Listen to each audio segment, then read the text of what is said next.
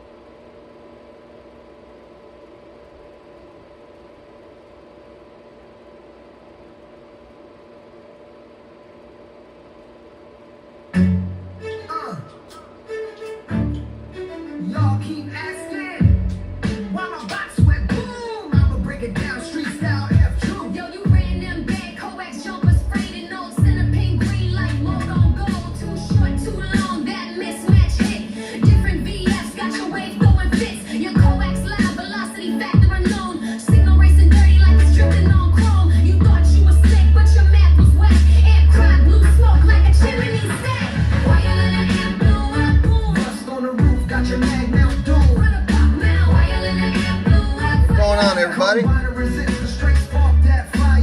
guys up in here, I see. Oh, we're gonna run this one.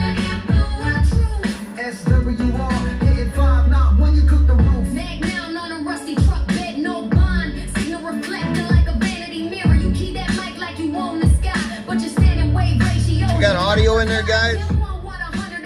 Y'all got some audio? Let me know if I got any good audio up in here. It looks like it's on the screen. A lot of people have been saying I haven't had no audio for the first few minutes of my video, so if you got audio, give me some thumbs up or something, man. Post something.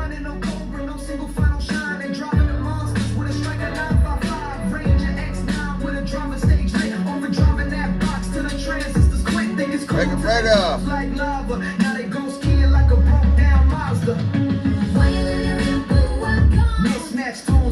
Running blind, no meters, that's all wrong. Too much saying, no room to ride.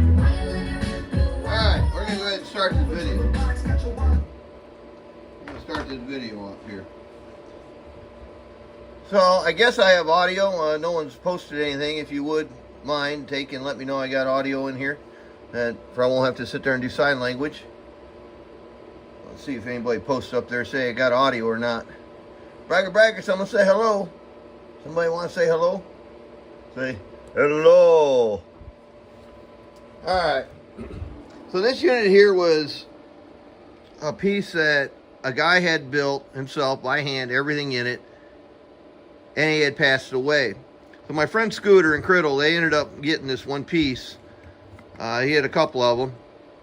And he just kind of wanted to refurbish it. So Scooter took time and took the old power supply. It used to float it.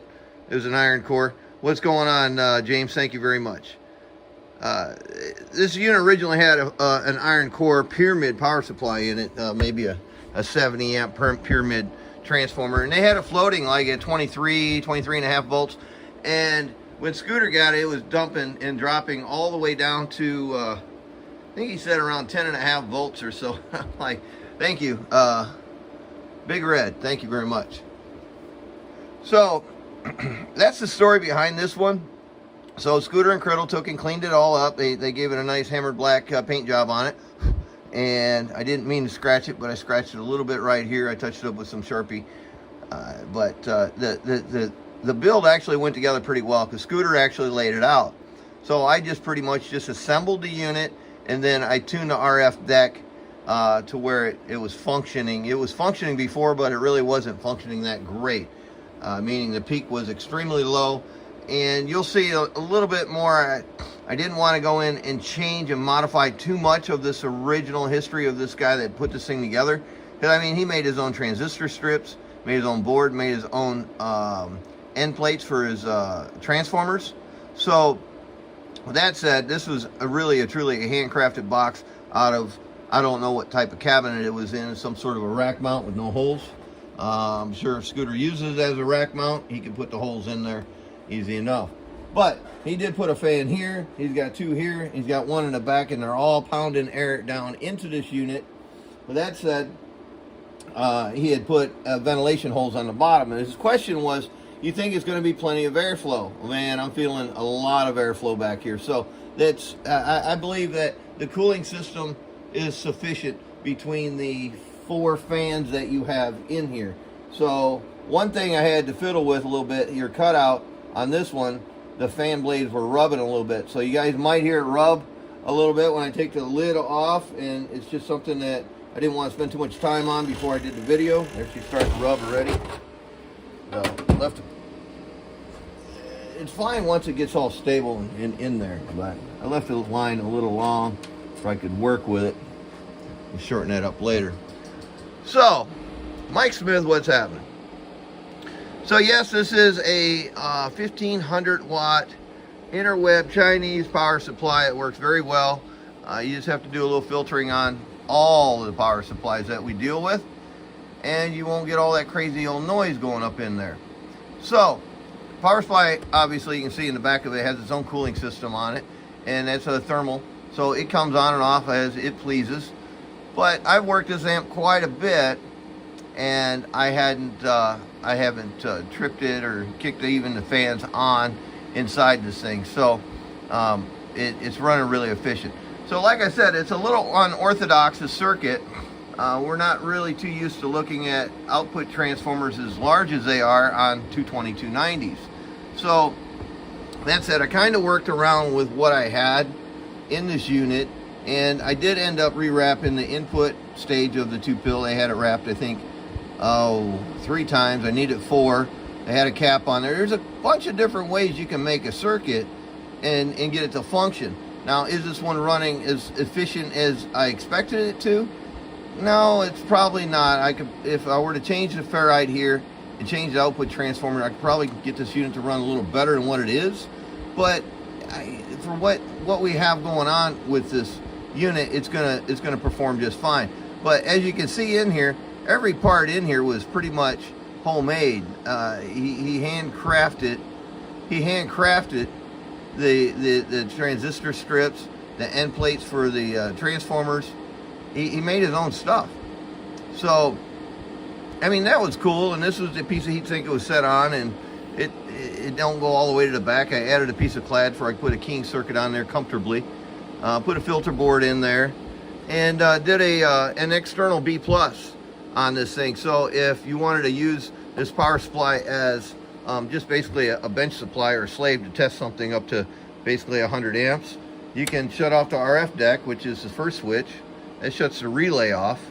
This switch here turns all the fans off, and this one here shut the power source down. So if you don't want all the ambient noise in here and you're just testing with the power supply on something, you can simply just run this one switch. It's not necessary to run the fans when you're using the unit externally as a test platform or a test power supply. The other thing you could do to this, if you chose to, is you could reverse hook this up. This is wired up to 120 volts. If you wanted to, you could reverse feed this in your mobile, meaning negative here, positive here, and you could back feed this in and run this deck that way as well. So it's truly an AC or DC unit. You could go either way. It has a usable source for voltage in the back end if you were to need it for something else as a test purpose, or simply you wanted to bypass this amp altogether and just use this power supply to drive a different unit up to a 5 transistor unit, you would have no problem. So with all those little extras in there, all right, kind of cool. He has a voltmeter in here and a high-low potentiometer. So the voltmeter goes up 20 volts. We're hanging over a smidge over 15 volts, really. I think we're at closer to 16, but you'll see at 120 volts, this power supply dips a bit. So let me take and set this up real quick. Put the lid back on her. Hopefully we won't get all that clicking and clacking.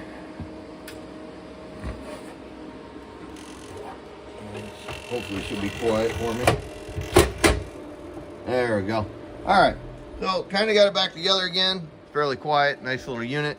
So what I'm gonna do right now That clicking is going to drive me berserk. I don't have a different tripod in here. Let me just back this one up and zoom in on it. So I'll let you guys see what's happening with this voltage when I key it, and then you can kind of see it there. Right under 16 volts.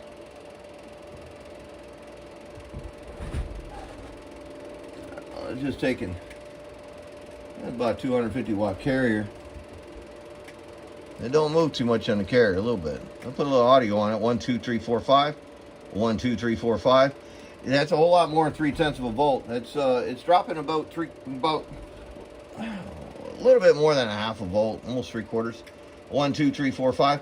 Now I know for a fact if you were to take and run the same unit on 240 volts, you would not have any drop at all. 120 volts is a really on-linear kind of thing. It's not very linear at all. It's one leg. So you keep that in mind. 120 volts does not run very efficient. I think we're the only country in the whole wide world that we're idiots and we run 120 volts. I think everything should be 240 volts, my personal opinion.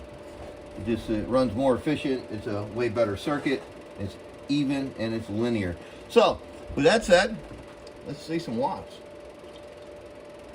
Let's see some watts. Now I'm going to take and back my radio way down, and I'm gonna show you something because I found this earlier and I found this very interesting. So let me lower the voltage on this. I'll make this radio do about 8 watts bird right there. Okay, everything's on. Let's take a look at the slugs. 25 watt input reflex slug, and I'm going to show you input drive level here, and then I'm going to turn it around and then we'll show you input reflection. Going back to the radio, this is a 2x4, not one of my most favorite amplifiers in the whole wide world, but it seems to work okay. All right, here is my input drive level wattage, and there we go. 1, 2, 3 audio. 1, 2. Let's see if I put a little audio on it. Audio. 1, 2, 1, 2, 1, 2, 3, 4. So we're right around 7 to 8.5 bird RMS. Now, again, we're looking at 2500 and 5000, 2500 and 5000 on digital and analog. So let's take a look at the digital. Now I'll go back to the analog in a little bit, but this is where I really discovered something with how this amp's actually performing. And it's kind of a good thing. It's not a bad thing, but it's not a terrible thing. All right, so here is your RMS with just this radio running about 8 bird or so. Oh, 1, 2, 3, 4, 5. I don't have any carrier now. All right, there we got a little carrier. Audio. 1, 2, 1, 2, 1, 2, 3. Audio. 1, 2, 3, 4, 5. So we can say 550 to 600, maybe a little over. Let's look at a picker tweaker. Tweaker and a picker, and a picker and a tweaker. Picker, tweaker, where are you at? Picker, tweaker, where are you at? You see that? 1400. Now I'm going to do this test real quick. I'm going to bring it back up, my voltage back up to where I was. Now, let me key this one more time and let you see this. Now make a note. Here's your picker tweaker. Picker tweaker, this is when you see things and you're not discovering if you don't run peak as when you're building. Here's your RMS. Audio. 1, 2, 1, 2, 1, no, 1, no, 1, no, 1, 2, 3, 4, 5. So a good 650. 600, 650, and your picker, tweaker, tweaker, picker, audio. 1, 2. So you're seeing 1350. Now that's with a radio that's doing about 8 bird. Audio. 1, 2, picker, tweaker, audio. 1, 2. So I'm not driving the Jesus out of it. Now when I do drive the Jesus out of it, well, watch this. I'm going to pick up my drive level substantially. Back and carry it down a little. All right. Now let's look at my drive level now. This is where I found it was very, very interesting. Audio, audio, audio. Get up and scat. Look at that. 10, 10 and a half, 11. Now let's look at the RMS. Watch this. Audio, audio, audio, audio. Good, good, good, good, good. 650, 700. Big increase, right? Watch what happens to the peak. Audio, peaker, tweaker, tweaker, peaker, peaker, tweaker, peaker, tweaker, peaker, tweaker. Where'd that number go? It went down. It did not go up. It didn't increase. It did not go to 1400. In fact, it went down. Why did it go down? Oh, I hope someone posts this up in the comment. Why did it go down? I'm leaving you guys up here to post something. Audio, why'd it go down? Why'd it go down? Why'd it go down? Hello, why'd it go down? Why'd it go down? 1350. Turn this back up. Turn it back down, I should say, where I was. Okay. Is it up or is it down? Is it up or is it down? Worldwide, up, up, up. Overdrive, man. Overdrive. What happened there? We overdrove our inputs over to 2290s. It really liked that 8, 9 bird. But when I got up around 10 or 11, it literally took peak away, about 100 watts. If you guys go and watch this video again, you're going to see it took it away. Now, to understand why it took it away, did my Texas radio just perform too much for this amp? Absolutely. For this inefficient circuit, amps are full. Yeah, for the most part. But I truly think it just saturated the circuit. So let's see if we can see a saturation on the circuit. Let's take and look at our input reflection real quick. Let's turn this one back there for we see our input reflection now. What's happening, Adam? Hi ho there, Canadian neighbor. All right, input, audio, input. So we weren't quite a half of a watt. So if that says I'm not quite a half a watt, let's put a half of a watt slug in there. 500 milliwatts. That's a half of a watt. Now that would be a half a watt will be full scale. Let's see, when I increase my power, does that go up? Audio, audio, audio, audio, audio, audio, audio, audio. No camera tricks here. This is a half a watt slug. Audio, audio, audio, audio. So I have like 13 milliwatts coming back to my inputs on this. That's really, really good. It really is. Now if I turn this up, let me go backwards for a second. Turn it back down. All right, close enough. Let's look at this. Audio, audio, audio, audio, audio, audio. 13 solid 50. 1350 solid. Let's look at the RMS. RMS, audio, audio, audio. Solid 600. Okay. Well, RMS is going to increase, but ironically, the peak decreases a lot. We just did 1350.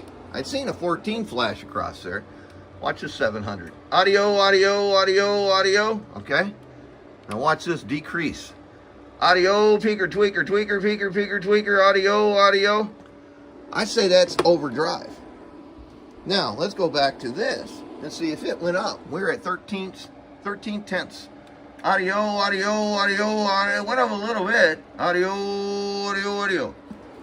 It didn't go up a lot. It went up just a smidge. But it really shows you, that shows you how good the performances of this 25 watt slug is. Because, oh, it's too big of a slug. Yeah, it's still reading real good and it's reading really accurate. So I have to love that. Now, the drive level where I'm at right now, Roger, is I'm at 14.8 on my Texas Cobra 29 bench radio. And this is my drive level that I'm feeding this amplifier. Audio, audio, audio, audio, audio, audio, audio, audio. See, that's a 9.5 bird right there at 14.8. But the performance, audio, audio, audio, audio, it's not that great there. It's great on RMS, audio, audio, audio. But I actually literally lost power when I brought my voltage up on my radio. I lost peak power.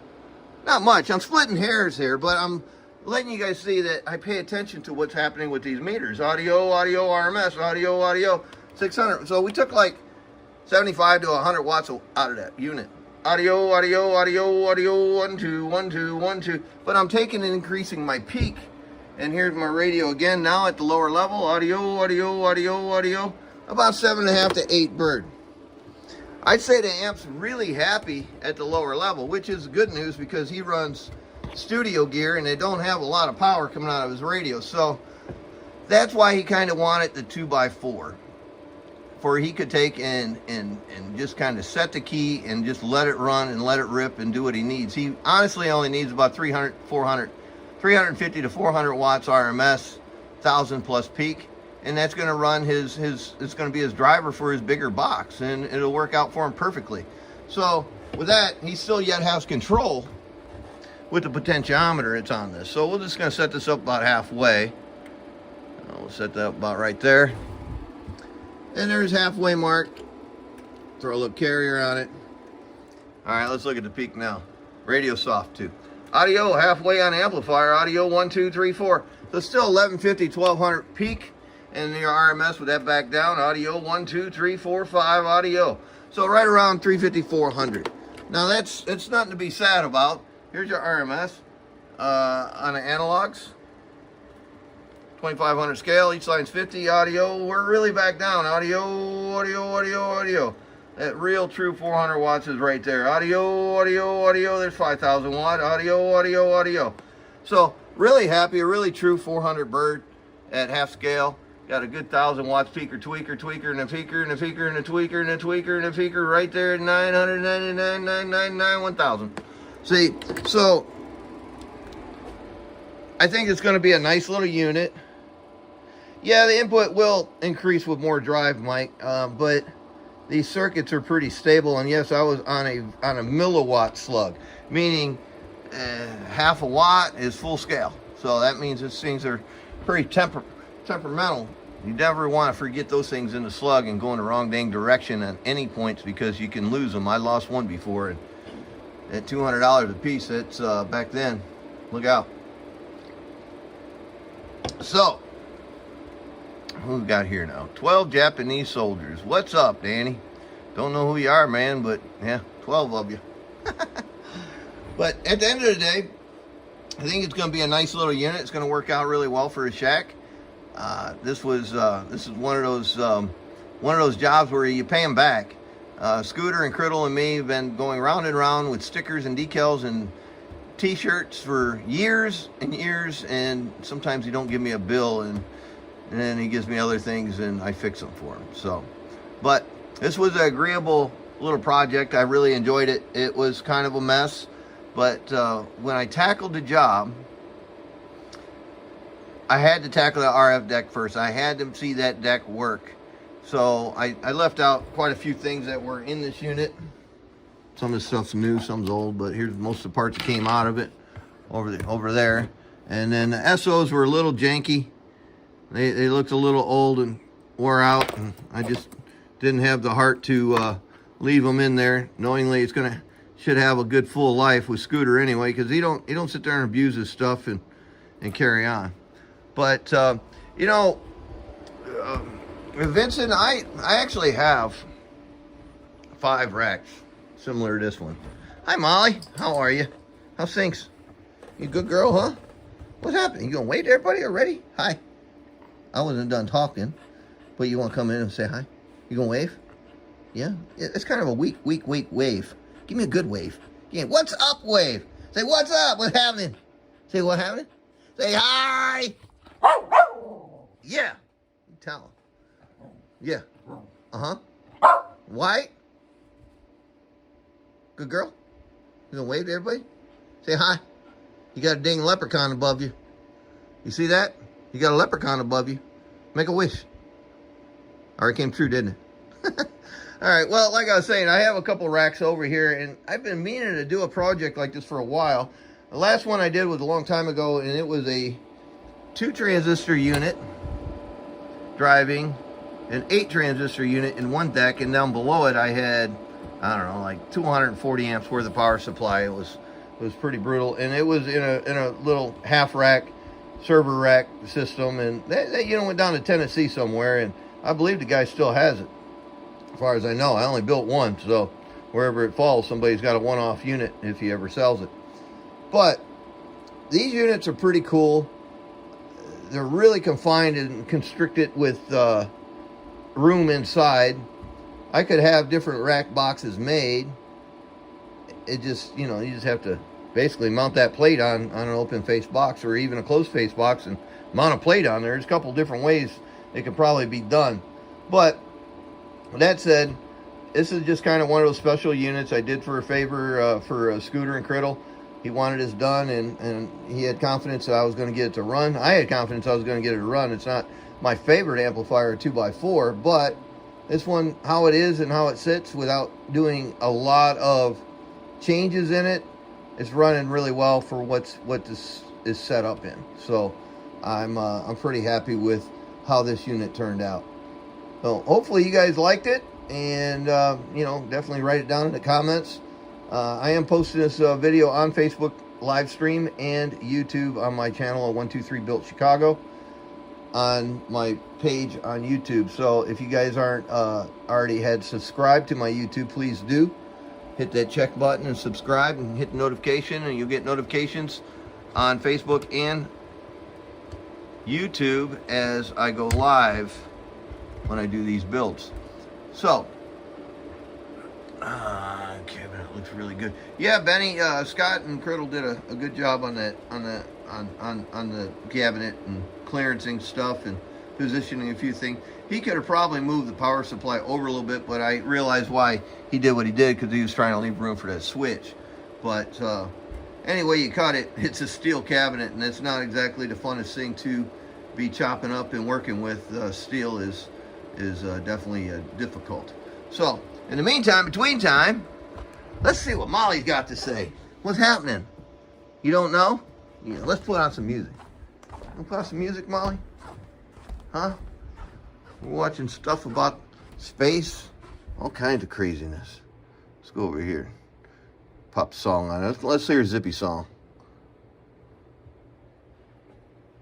Oh. I had to do a screen recording and do all this. iPads are too old.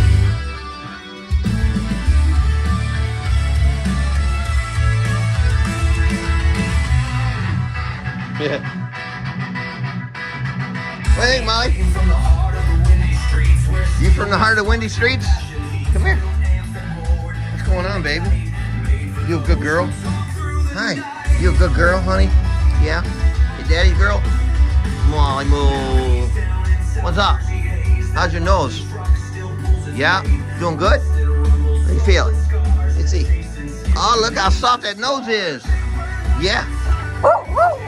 I know, I miss Zippy too. You gonna wave? Yeah? Wave. Wave to him. You singing? You gonna sing? Oh! Oh! That's how you do it. Molly moo, they say. Every day. Burn my fingers all the time. Huh? Yeah. You hear me say, oh? Yep. Uh-huh. Your name's in this song too? Zero Reflect? Is that your name? No? You don't know anything, do you? Alright. There you go, hands that build right there. Had a bunch of them in it.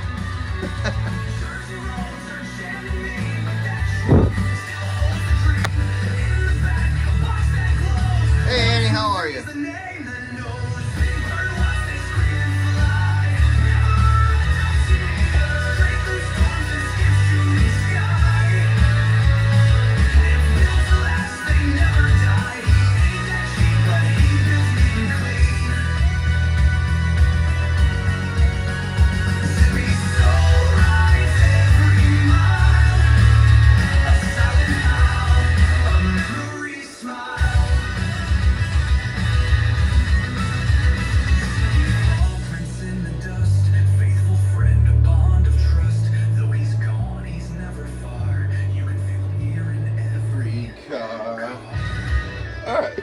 Alright guys, well there you have it. I thought that was very interesting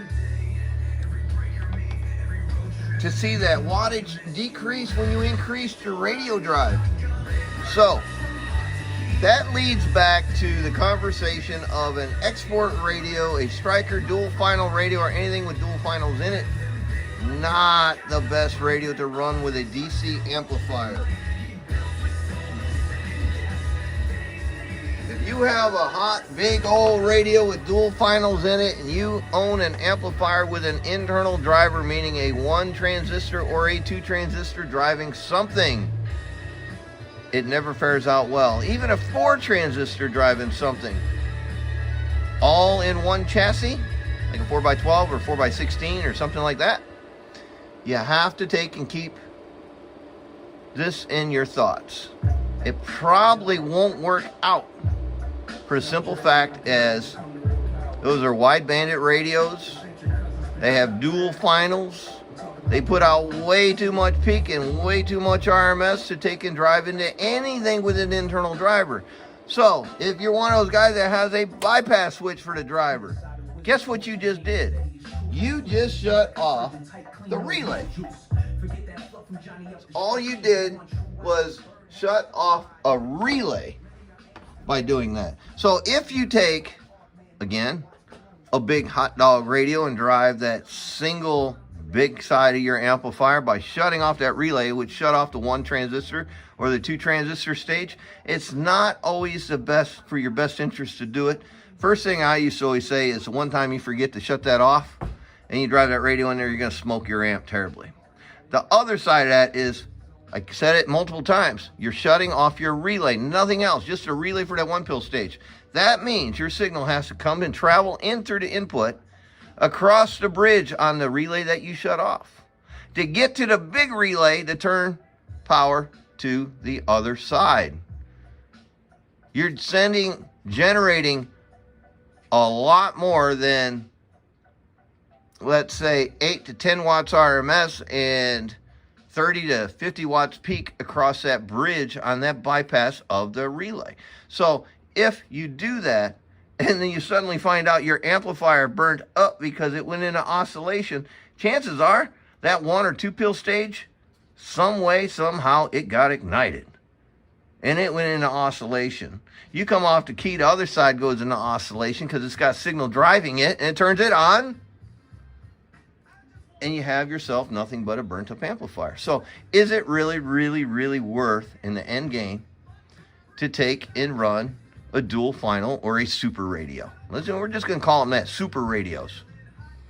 I don't have a vendetta against them. I just say they don't work, and I'm right. But I get these phone calls, and the guys are still trying, and I can't believe they still try.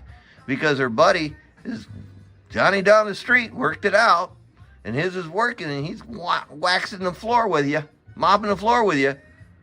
Go get yourself a different system.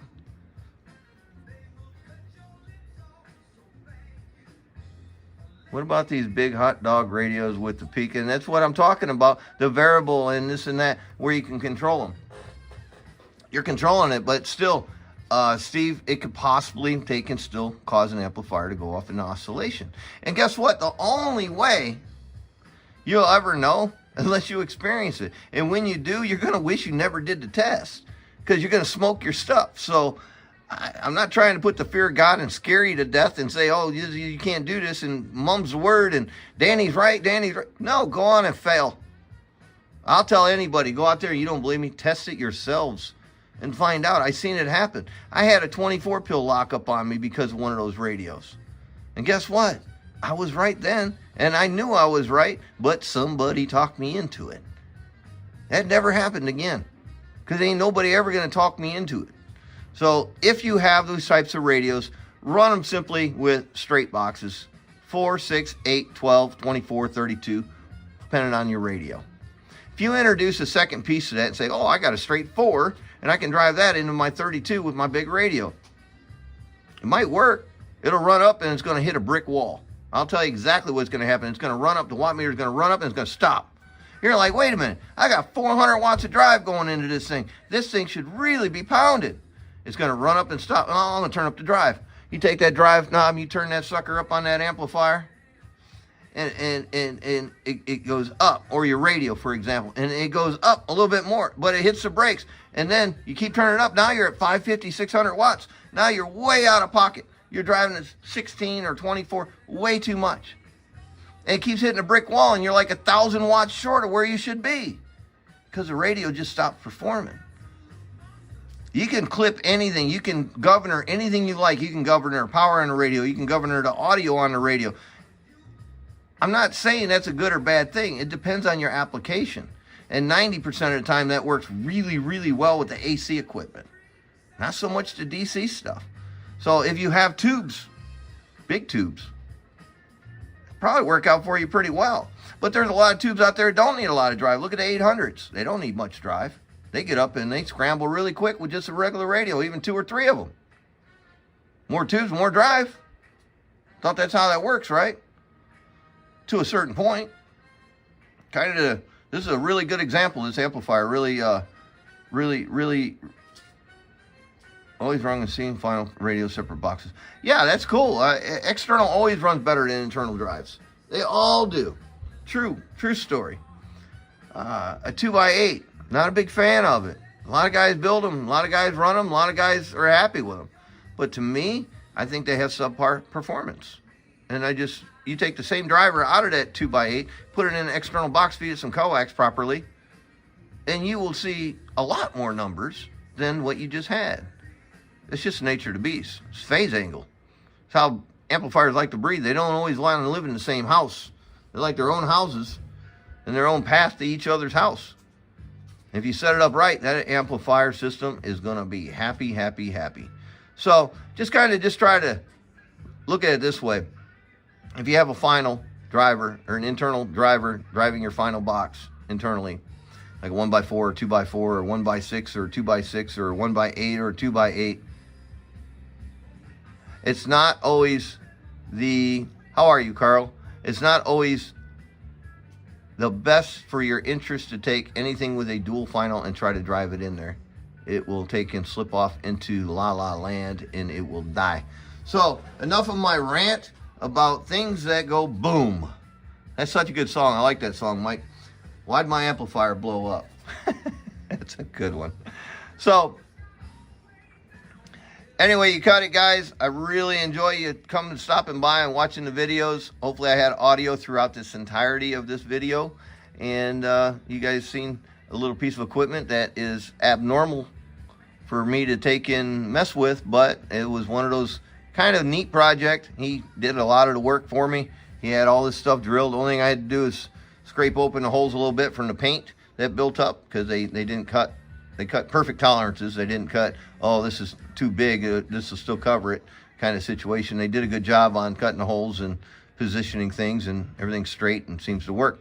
But like I said, this is one of those units where you can use it for multiple different things. Like right now, it's just a power supply. And let's say you're running that power supply for a long time and you hear the fans kick on. It wouldn't hurt to, I got to fix that clicking noise. It wouldn't hurt to take and run that fan when you're just running just a power supply. But you don't have to, because it has its own internal fans and they'll kick on whenever they choose. So, kind of a neat unit. Hopefully Scooter and Criddle will enjoy this one for a long, long time.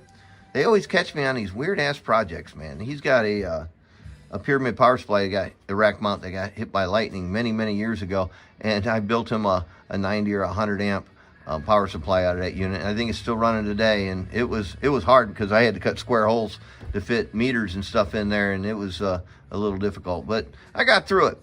All good. Anyway, guys, thanks for stopping by, hanging out with Molly and me, and I'm sliding up out of here. Take care, and God bless. Rolling to the left.